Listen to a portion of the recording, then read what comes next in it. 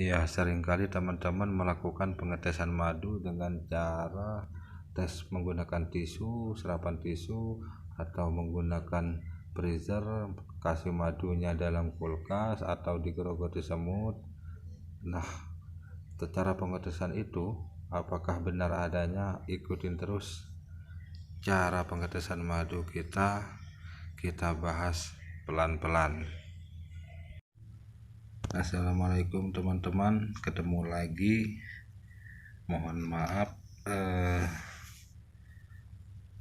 akhir-akhir ini kita sibuk banget ya. Nah, kali ini kita akan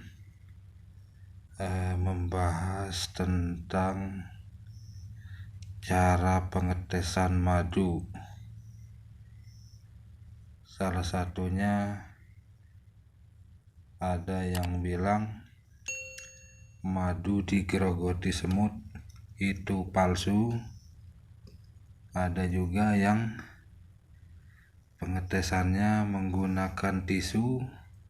Jikalau tisu itu basah, maka dipercaya bahwa madu itu palsu. Ada lagi yang diisi dalam freezer kulkas, kalau dia mengkristal juga ada yang bilang palsu. Dan ada lagi yang cara pengetesannya dicelupin sama korek api. Kalau korek apinya nggak hidup, itu katanya palsu juga. Nah, kali ini kita akan menjelaskan sedikit tentang mitos yang beredar. Apakah benar itu adanya fakta atau mitosnya? Nah, kali ini kita akan menjelaskan yang pertama, madu yang digerogoti semut. Apakah itu madu palsu?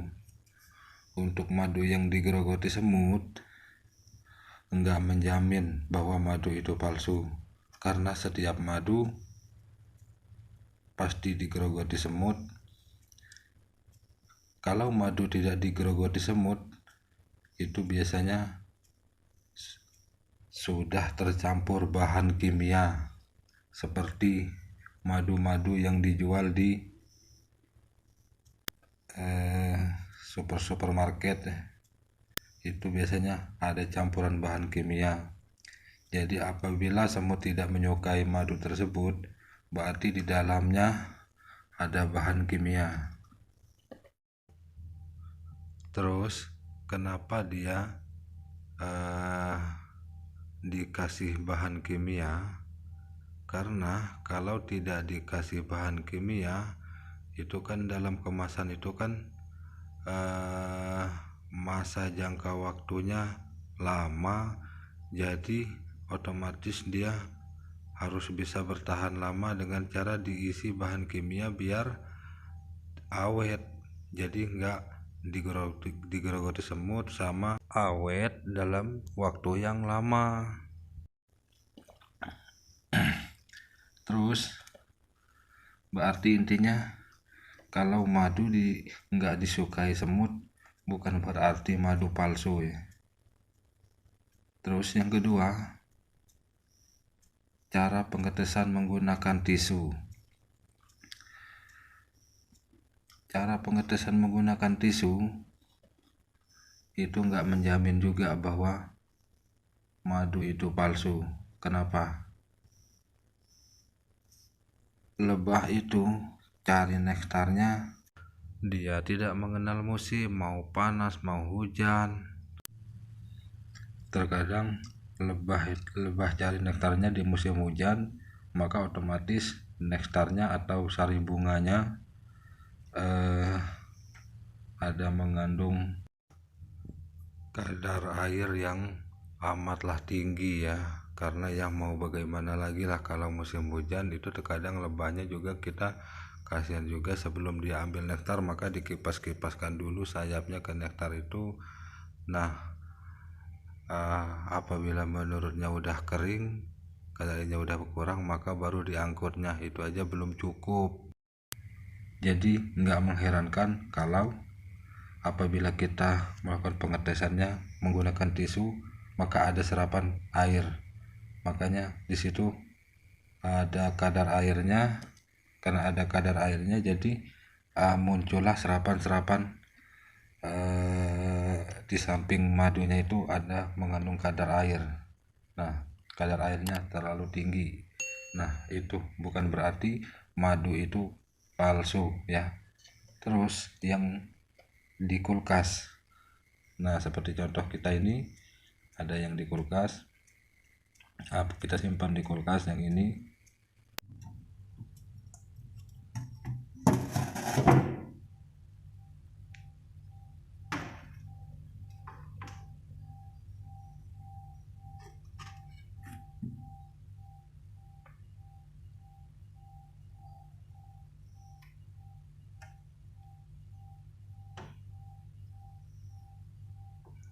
Ini enggak mengkristal ya, aman. Udah 3 hari kita simpan di freezer,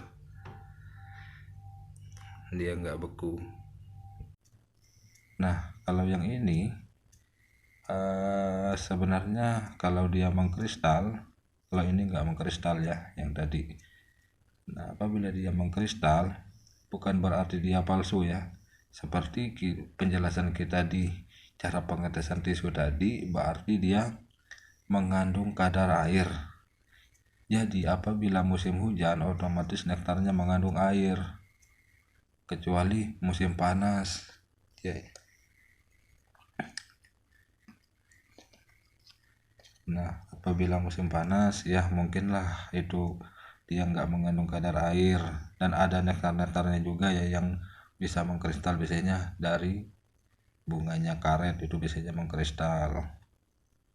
Nah, itu penjelasannya. Terus yang menggunakan korek api itu juga kalau dia nggak hidup berarti dia seperti yang sebelumnya kita bicarakan tadi, karena dia mengandung kadar air. Jadi cara pengetesan menggunakan tisu, nggak digerogoti semut, madunya mengkristal, itu bukan berarti palsu. Ingat ya teman-teman, bukan berarti palsu. Nah, jadi kalau mau ngetes keasliannya, maka disarankan yang pertama ikut panen. Tapi nggak mungkin lah ya kita setiap kali kita mau beli mau ikut panen. Nah, yang kedua uji lab. Nah, itu aja. Nah, terus disarankan membeli madunya kepada orang yang terpercaya. Jadi kemungkinan tertipunya kita lebih kecil. Nah, itu penjelasannya. Nah, air madu ini khususnya ada bermacam-macam nektar ya. Nektar dari sari bunga. Nah, itulah penjelasan kita tentang cara pengetesan madu tadi. Sampai di sini dulu. Semoga teman-teman bisa mengerti.